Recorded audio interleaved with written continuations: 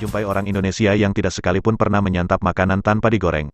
Bahkan jika kalian keliling rumah makan di berbagai penjuru Nusantara, menu makanan yang digoreng selalu saja menjadi menu utama. Lalu dari mana asal-muasal teknik memasak dengan cara menggoreng? Apakah itu asli warisan leluhur orang Indonesia? Berikut ini penjelasannya. Asal-usul teknik menggoreng makanan orang Indonesia.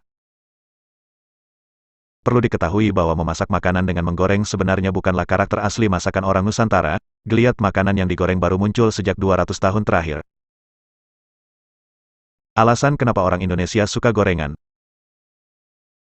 Alasan pertama kenapa orang Indonesia suka menggoreng makanan adalah karena melimpahnya bahan baku berupa minyak kelapa sawit. Jauh sebelum industri kelapa sawit menjamur seperti saat ini, orang-orang Nusantara saat itu masih memproduksi minyak kelapa secara tradisional.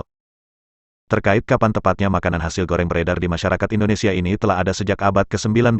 Hal ini tercatat dalam Serat Centini, 1814, yang menyebutkan bahwa saat itu hidangan makanan untuk sajian upacara pernikahan di Keraton Surakarta cukup beragam, mulai dari makanan yang dibakar, dikukus, diasap hingga digoreng. Kemudian menurut Rucianawati, peneliti LIPI, yang dikutip oleh Historia mengatakan bahwa budidaya minyak kelapa telah berkembang sejak awal abad ke-20. Jika orang-orang Nusantara masih memproduksi secara tradisional, maka pengusaha Eropa dan Tionghoa saat itu telah menghasilkan minyak kelapa dengan mesin modern. Hal ini diperkuat dalam catatan seorang pengusaha kolonial, Justus van Maurik yang melawat ke Jawa pada abad ke-19.